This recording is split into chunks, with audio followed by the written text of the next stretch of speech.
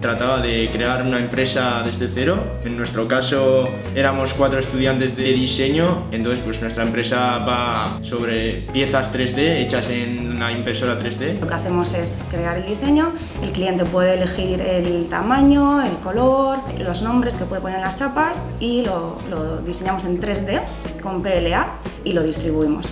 Sí, la verdad que ha sido muy interesante porque hemos aprendido tanto puntos teóricos como transversales. Que es súper importante escuchar, saber comunicar y entenderte con los demás.